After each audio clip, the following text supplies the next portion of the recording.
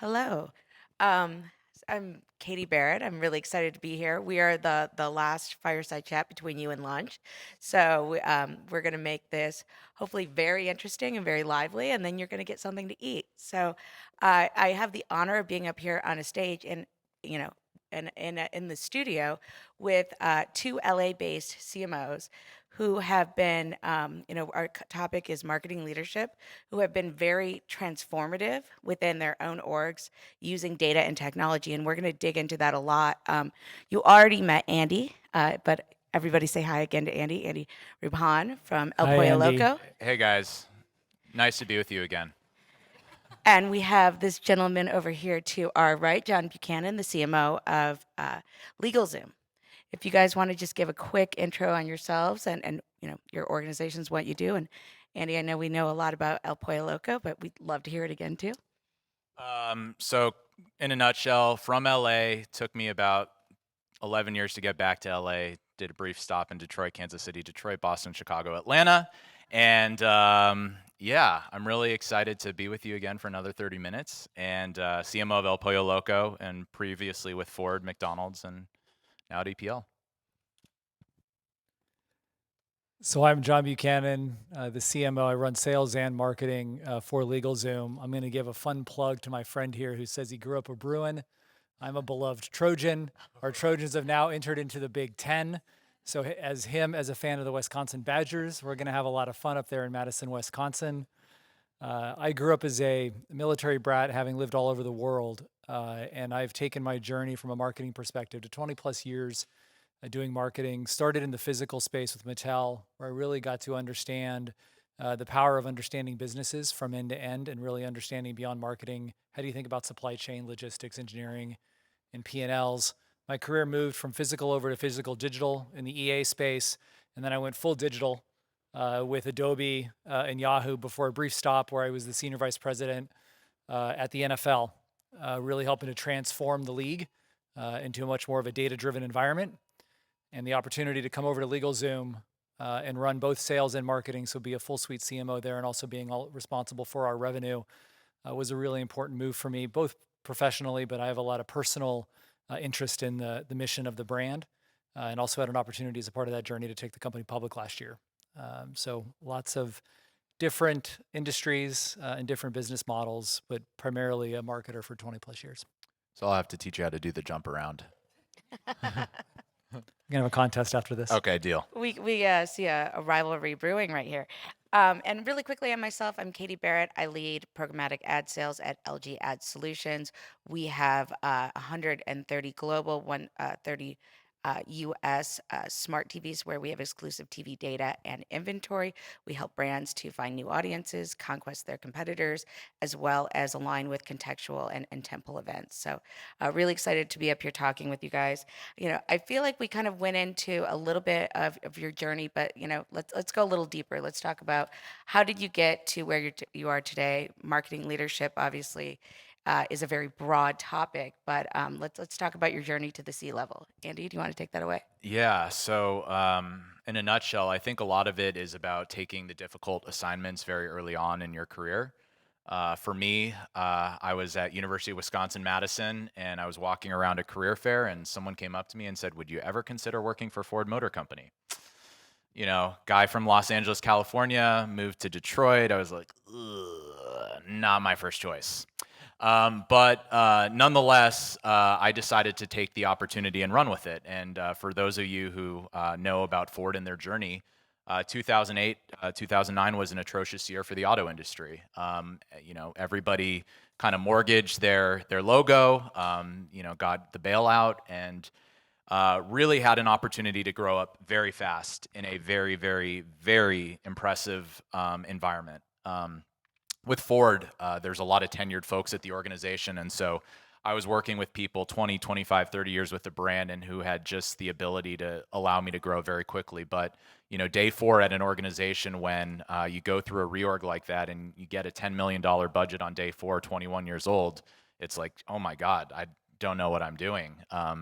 And it's scary, it's exciting, but I think the biggest piece is you learn and you grow. And you really look for people who are going to help you grow. And for me, that's kind of been one of the cornerstones of my career is I've sought out bosses who can really help me become the best version of myself and push me and grow me and willing to take chances on me.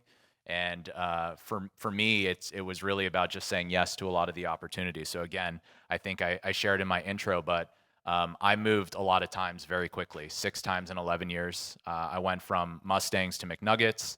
I went to McDonald's. McDonald's was an incredible organization. They are one of the best world-class marketers that you can learn from. You also got a chance to see just some of the things you don't want to do with big company. You see a lot of reorgs. But I think ultimately, for me, the biggest piece of advice I'd give to everybody is, you know, you work for bosses. Bosses are very important. Brands are also very important because you got to be connected to what the brand is ultimately doing. But it's really the leader that helps shape you and make you into what you want to become professionally. So I just say, look out for that because that's what's ultimately helped me get to where I wanted to be. And John, you've had a very impressive career track. You were at brands like EA, Mattel, Yahoo, Adobe, and the NFL before joining LegalZoom. Do you want to take us through your journey? Sure, I'm going to go back a little bit before that. I'm the oldest of 7 brothers. And when you're the oldest of 7 brothers, you sort of have a responsibility to help mom out as much as you possibly can. In fact, there's actually some people here in the audience that are friends with some of my brothers. And through that journey, I fell in love with understanding and the fascination of brands. Why do certain people choose brands and why do certain people do not choose brands? And I worked through college at great brands like Pollo and Nordstrom to really further understand that space. My first real marketing job was at Mattel. And it was interesting for me. The reason why I got into marketing at Mattel was not from a creative perspective, it was actually an end-to-end business perspective. In traditional consumer products companies, particularly at Mattel at the time, the marketers own the P&L. And so I really wanted to understand end-to-end, what does it take to understand how to run a business? And then what role does marketing play in that? How does engineering play in it? How does supply chain understand? What costs are associated when you're seeing things like inflation? And I've been able to carry that learning and that insight from the years there all the way through to the things I do today from a marketing perspective. I don't approach things from merely a creative lens. I don't approach things merely from a marketing lens. I often look at things and evaluate things through 2 lenses. First off, what is the business problem we're trying to solve? And what is the customer problem we're trying to solve? When you approach things that way, and particularly when you have a chance to run businesses and P&Ls, you sort of see things from a different perspective. Through my career, I also started to realize, particularly when you are at places like Mattel and you're seeing the evolution of new innovations like digital come into the fold, not just in terms of what's going on from a marketing perspective, but what's happening with the rise of entertainment through digital, the changes that are occurring from particularly in a children's life of toys to now all of a sudden video games and now social media. So I sort of evolved my career into following a lot of the trends. I think Andy points out a really important thing that you want to make sure that you're working with people and bosses that you can learn from. But I also think it's important as you go through your career that you're making sure you're having full context to what's happening in the world around you and what's happening from a trends perspective, what changes are occurring in the world around you, and what role do you want to play in that? Do you want to participate in that? Do you want to be a disruptor in that? Do you want to be a change agent in that? And so part of what I was able to do through my career is do exactly that. So I moved into the electronics art space, was there for 8 years, really helped transform that business from a physical store environment to something much more digital. Went full digital with Yahoo and Adobe, and then had an opportunity there to really take a lot of passions that I have in the sports space and do that at the NFL and help again transform that business to be much more data driven than it historically has been. From that point on, I knew the next move in my career was to be a full suite CMO. And I got the opportunity at LegalZoom. In part, most people don't think about going from the NFL to LegalZoom, particularly when for someone like me who plays the sport, coached the sport, loved the sport, to leave. But my father was a small business owner and owned his own law firm. And so from a very young age, I worked the summers at the law firm and I learned 2 things very quickly. Small businesses are really hard to run, and the legal environment is highly inequitable. And the mission of LegalZoom is to democratize law and create equitable access to everyone. And so for someone who personally grew up watching how difficult it is to run small businesses and to personally watch how difficult legal service is and how unequitable it is, particularly for minorities and particularly for underserved and underrepresented communities. This was a chance to take something that was very personal to me, bring it into a passion of a business that actually has a mission to do exactly what I want to do in my life, and then professionally have a chance to actually do something from a professional standpoint to develop and grow my career, to actually run a business as an officer of a company, take it private to public, and do it in a way that I actually run revenue. And so I get to see things end to end. It's not just a marketing lens, but it's an end to end lens of being able to evaluate and run the business. And I believe we've touched on this, and it's a common thread that's been weaved through. But I think it's also, when talking about leadership, important to talk about mentors and role models. And are there a couple that either of you want to call out? Go for it, Andy. Yeah, I really like to have what's called a strategic board of advisors. I have probably 6 mentors who are bosses throughout my career, and other people who have been very important to me. One such being who I met 2 years ago, Musa Tariq, who's the CMO of GoFundMe.com. I have a mentor, Julia Vanderplug, who was one of my managers at McDonald's. She's the chief digital officer of Hyatt Hotels. I think it's really important to get diversity of thought, diversity of opinion in those mentorships. Obviously, you learn a lot from those individuals, but I also feel like I learn a lot from my mentees. So making sure that you have a broad-based group of mentors, I think, is quintessential to success as you grow throughout your career. I also have an executive board of advisors of best friends who I constantly run things by, that I think is also very important, not only from a mentorship perspective, but they're going to ask you the tough questions sometimes that the mentors won't ask you. And so it's also very important to make sure that you allow the personal life to also be a part of that professional influence. John and you? Yeah. There's a principle that I try to live by, that great ideas and great learnings can be born and found everywhere. And so as I think about answering that question, the father who helped raise me, he's passed away for 20 years, but a lot of the principles that he taught me, 2 that always stand out in my mind: life is not a dress rehearsal. We only live it once, so make each day the best you can possibly make it. And 2, that always believe that tomorrow is going to be better than today. And if you have that kind of perspective, even from somebody that hasn't been around for 20 years, that's a mentor, because it allows you to live a principles that was really important. My wife is a mentor of mine. She is a model in so many ways for me, but she is also someone that I continually ask for professional advice, align on professionally things that I'm going to move on. Through my career, and very much like Andy, I've been blessed with many different people professionally, from Doug Wadley and Jeff Walker at Mattel, who taught me the power of independent thinking, to Russell Aarons at Electronic Arts, she taught me the power of storytelling. To Tim Ellis as the CMO at the NFL, he taught me the power of creativity. My boss today, who's the CEO of our company, I thought I was pretty good at data and attribution. I got nothing on this guy when it comes to data and attribution, the power of what data and measurement needs to be done in delivering against not only marketing results, but against business results. One principle and one learning that I got from a friend of mine is, try to surround yourself with friends that make you a better version of yourself. And so for me, I look to a lot of my friends as mentors. Many of them will be more successful than I will ever be. But they have taught me how to be a better person, how to be a better business leader, how to be a better father, how to be a better husband. And so I lean on them. And I think the last thing, and I had a really cool opportunity when I was at Yahoo and under Marissa Mayer, when she had become the CEO there from Google, to learn how awesome it is to learn from your peer group. We were going through a lot of challenges and a lot of change. And I have to tell you, the best people that I worked with were my peer group. And I learned more from them and the family that we built as our peer group than I had in many other places. And there's some people in the place who know some of these people, but Lauren Weinberg, who's now at Square, Bob Storr, who's a CMO on the East Coast, Lisa Licht, who has done incredible things. We were all peers at Yahoo and just leaned on each other and supported each other. And it was really one of many instances in my life where I realized that mentors are not just people above you, but they're actually people that you work with side by side, and even people who work for you can become your mentors.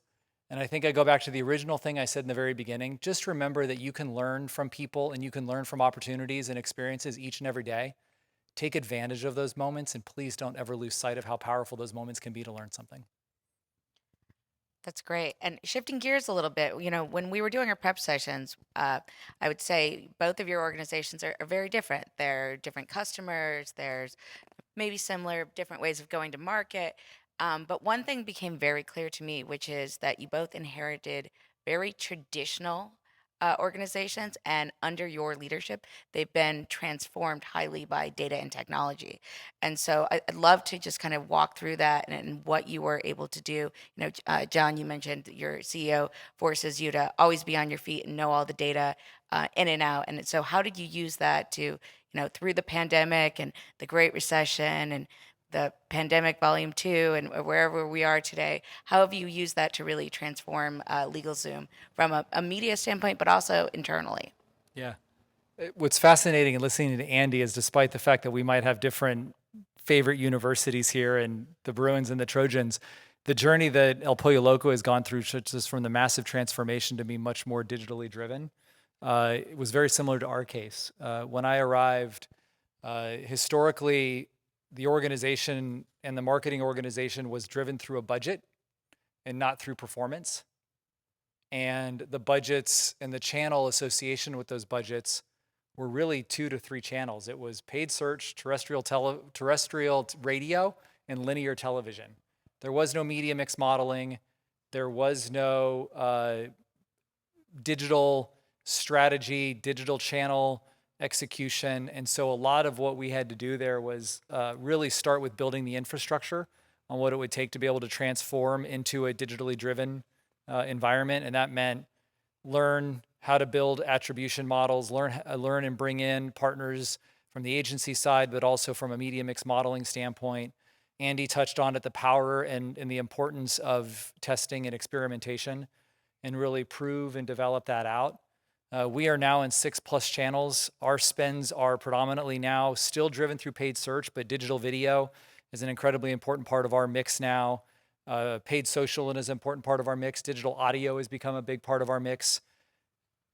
Television still represents an important part of our mix, but it's really much more through streaming and OTT than it is through linear. And we still participate in linear in part because of a partnership that we have with the NBA and our Fast Break for Small Business program to help underserved and underrepresented communities. So we still use linear television, particularly to build reach in that program.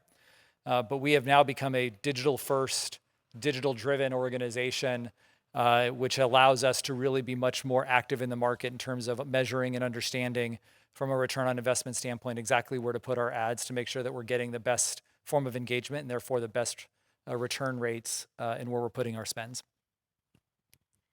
And back to you, Andy. How are you using data and technology to transform your organization, both internally and externally? I think we talked about some pretty cool campaigns that you've run through the pandemic to now. There's one that literally could fly by us at any moment. Yeah. There's a couple of different things that we've utilized. The first piece being, and I shared this with you a little bit earlier, was when call it shit hit the fan with the pandemic and we went down 40% in sales, we really had to quickly figure out how we were going to recuperate those sales fast. So we partnered with Postmates on a campaign. It was launched in April of 2020, and it was called Free Delivery for However Long is Necessary. So what we did was we really, kind of tethered to the emotional needs of families during the pandemic. Obviously, people needed to stay home. People's patterns were disrupted. And we launched a very heavy digital campaign around trying to get people to order delivery, and we had free delivery for approximately a year through Postmates, and our delivery numbers went up 6x on Postmates, which is absolutely insane. And really focusing in on the fact that people were tired of delivery fees. They were tired of needing to disrupt their life or leave during a meeting, a Zoom meeting, and so we really dove deep into that data. Staying on the topic of delivery for a second, one of the other things that we did during the pandemic was we were the first national restaurant chain to launch drone delivery. And so we launched Air Loco. This was launched in June 2021. For those of you who haven't seen the spot yet, I should have sent the spot here, but we can't queue it up. But it's really, really neat. I had a Israeli company reach out to me and they were interested in doing drone delivery. And I thought, you know what, this is really cool. It solves a business problem. It's done cheaper. We can be the first. Let's try to figure out a way we can do it. And so we piloted with restaurants in Orange County, in Dallas, Texas, and Las Vegas, Nevada. And essentially, we took our best customers and we showed them that they could get El Pollo Loco delivered via drone. It's a 2-mile delivery radius. It costs $5 flat. It's still by invitation only. And it's super, super cool. So if you haven't checked out the video, please check it out. It's really fun. It's really awesome. And then I think the last piece I'd say on the data front is really just trying to be better marketers with menu innovation.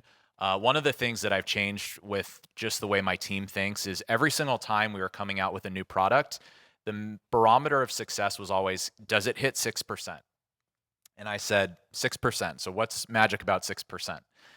The answer was, well, that's the way we've always done it. And I said, okay, it's interesting. Tell me more.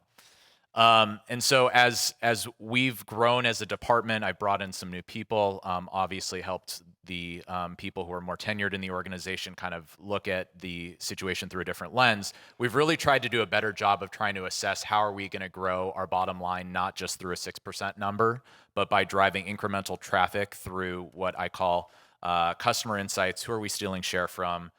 What type of need state does this solve? And we're being a lot less cookie cutter in terms of the way that we're going to market with our products. And so for those of you who have tried shredded beef birria, we had birria for a minute at El Pollo Loco. It was awesome. You might see it come back next year, hint, hint. And so I highly recommend that you check it out when it returns. And to throw out a data point there, I feel like it wasn't 6%, was it, on the birria? It was not 6% on the birria. The birria actually was 13.5%, which is really awesome. Cool fact about birria, we sent out an email to all our Loco Rewards members, which is our loyalty program, to try to sell the product the day before it launched. So just to give you an idea, it did 1% of sales mix. So essentially 1% of our sales for that first day were birria. We had some influencers go to El Pollo Loco, not paid, who decided, you know what, this is a really unique product. We're going to showcase it on our page, yada this, yada that. We had like probably 500, 750 pieces of unique content within the first day of people who we didn't even pay. And the next day it went to 8% sales mix just because of TikTok. The day after it went to 12% sales mix. The day after it went to 15% sales mix. So if that just shows you like the power of going viral and TikTok and having a good product at the right moment at the right time, it's really incredible the power of what social media can do if you're in the right place at the right time. And that's a great segue over to John, because you brought in 72 and Sunny and have put together creative with the first spokesperson for LegalZoom with Sam Richardson. So let's talk a little bit about that and the creative and how it's come to be and how it's performing, and some of the other pieces that I found absolutely fascinating about performance and growth when it comes to brand-based creative. Would love to. Can I ask a question back to Andy after I'm done answering that question? Because I'm fascinated by something and trying to sort of triangulate different things that he's learning. Yeah. So are you cool with that? Do you want to start off with I that? would love that. Yeah, Let's let's do do that. that. Okay. In your previous talk, and many of us have talked over the last couple of days about just the future of being in a cookieless environment and the importance of first-party data. And it was the first time that I connected something that I wasn't aware of in your previous talk, Andy, which is in the world that you live in the QS, in the quick service restaurant space, with the rise of the Postmates and the Uber Eats and all of those platforms, you don't get the data. No. They get the data. And yet you've got a drone program as a test and some fun and some really cool work there. But I would think that you actually then have the data there because you actually understand where the household is ordering from and where they live and how much and the credit card and everything else. So I'm just curious, in your world of evolution and innovation, knowing the space that we're living in, where it's going to be a more difficult data understanding, and then you've got partners who actually take the data from you, is that a way in which you're going to be able to actually be best in class and being able to deliver great customer experiences through programs like the one that you tested there? So I think with the Flytrex, which they're our partner that we work with on the drone delivery, that's native to our app. So we control that experience. It is essentially, there's a drone operator who is essentially putting in the coordinates of the house, and then the drone drops it and then comes back. We own that experience, and then we own that customer service experience. When someone orders through third party, that experience is completely controlled by DoorDash, Uber Eats, et cetera. So like I said, we don't get the data. We have the ability to see what customers are spending, what products they're buying, how frequently they're coming back. Are they a Dash Pass or non-Dash Pass customer? If they get a specific offer, if they're a lapsed user, how what level of incentive gets them to come back. So there are some unique data points that we get through that, off-premise experience. It's kind of one of those greens fees to being in the restaurant business at this point. It's part of the new normal. And so I'm always going to assume that a percentage of our sales is going to go through that channel. Ultimately, I hope that they come to us because if they join our loyalty program, they can use coupons and offers. They obviously get the ability to redeem rewards. We're launching a new rewards program, hint, hint, first quarter next year. So I encourage you to check that out. And it's going to be amazing. Very cool. All right, John, Katie. back to you. Yeah. I got to give credit to the first marketers at LegalZoom 20 years ago, because this is one of the most challenging evolutions of a brand that I've been a part of. In part because for so many years, people looked at LegalZoom as a wills and trusts company or a documents company, thanks to Robert Shapiro's voice for so many years. And that is absolutely very little to do with the business we are today. We still service customers who are looking for wills and trusts and agreements and things of that nature. But over 85, close to 90% is about helping businesses form and then get them off the ground and become successful as operators, as entrepreneurs of their own small businesses. And so one of the things that we had to do with our new creative approach was really reinforce to people that LegalZoom is in the business of small business. And no better partner to turn to than 72 and Sunny and the incredible creative work that they do, and no better place to turn to than an incredible actor and individual in Sam Richardson to help us be able to tell that story. So the new creative platform that Katie was referring to was called Now You're in Business. And the entire intent was to solve two problems. One is to continue to drive higher brand familiarity around the importance of helping you start and run a business, but then also reinforce product familiarity with our brand at the end of the day, that we are in the business of small business. And so the work that 72 and Sam Richardson and my creative team led by Dustin Shekel have done was really tell that story. Tell that story through very modern breakthrough creative, through a wonderful voice and narrator in Sam Richardson, and then through a series of different 30-second, 15-second spots that tell the story of just different entrepreneurs who start and run businesses. The work has done incredible for us from both of those two metrics that were important to us from a brand familiarity and product familiarity standpoint. To give you a couple of sound bites on that, on paid social, we've seen a 30-point increase in unaided awareness, and we've seen a 25-point increase in product familiarity. In other channels, like digital audio and display, we've seen plus 12 points in unaided awareness and plus 11 points in brand and product familiarity increases. And so it's really been great to see us be able to move the brand much more in the center of what we want to focus on today for our customers from a product and services standpoint. That's really helping the entrepreneur get their business off the ground, allow them to learn how to operate, and then ultimately become successful at it. The creative has certainly done that for us, and now we're extending that story by building creative off of that, leveraging and continuing to leverage the great creative that 72 and Sam Richardson did for us.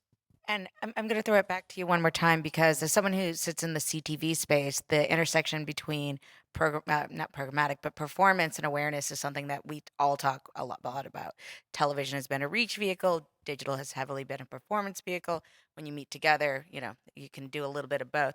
And one of the things I found fascinating about what we were talking about is you found performance out of your brand built awareness driving creative. And let's talk through that, because that's not something people see every day. Yeah. There's two sort of brand campaigns that we have running right now. The first is the Now You're in Business campaign that I just spoke of through 72 and Sunny and that work. The second is the work we do with the NBA.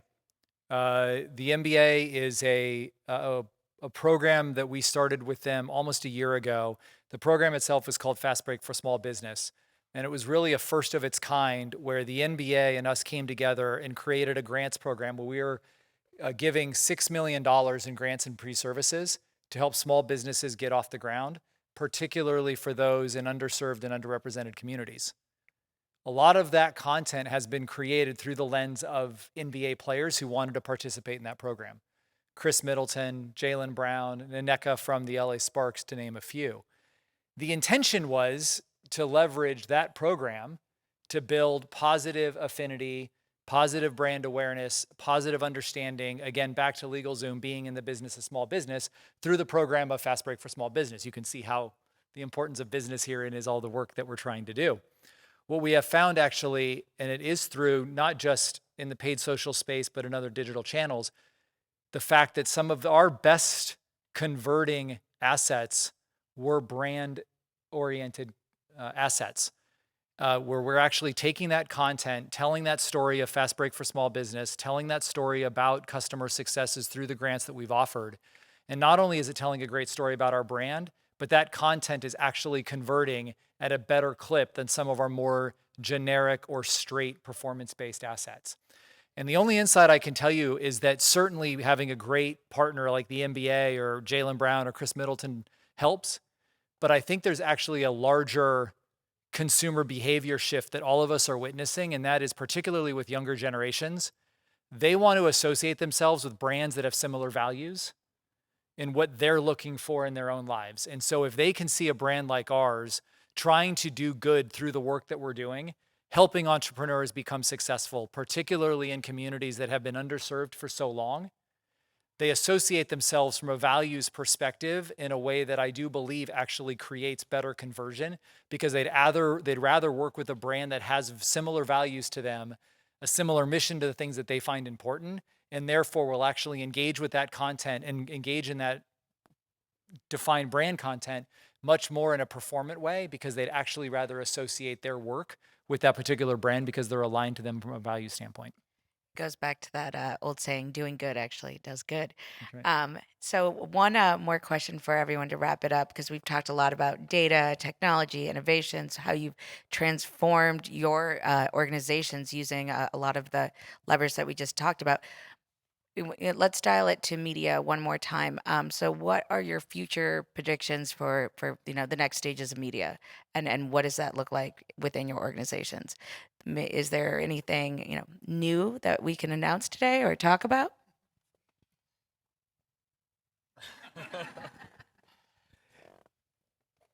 How much time do we have to answer that question? No, look, the thing that I would say is around that, we've talked about this. Other fireside chats and other panels have talked about that. We are in unprecedented times. And I think one of the most important things all of us can do is to stay humble, because none of us are going to get this right. Stay quite flexible in how you're actually approaching things. Learn very quickly about what is happening in the market. Are certain channels performing for you? Are certain assets performing for you? Are certain cohorts connecting more with you than you were surprised or thought of? And be able to stay active in continuing to evolve your thinking and be flexible in what you're capable of doing. Because from a consumer behavior standpoint, we are in unprecedented times, and what's happening to our consumers from an inflationary standpoint, a recessionary standpoint, at the same time as marketers, we're in unprecedented times as we're moving into a cookieless world, where all of a sudden things that were so important to us and made our business a little bit easier to figure out is now going to become more difficult to work through.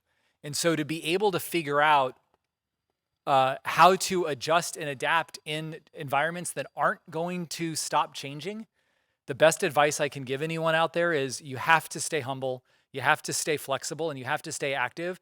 Learn very quickly, fail forward, to Andy's point that he made in the previous fireside chat, and allow your teams to experiment and learn and give insights and perspectives that allow you to be able to react very quickly to stay on top of what's happening around you.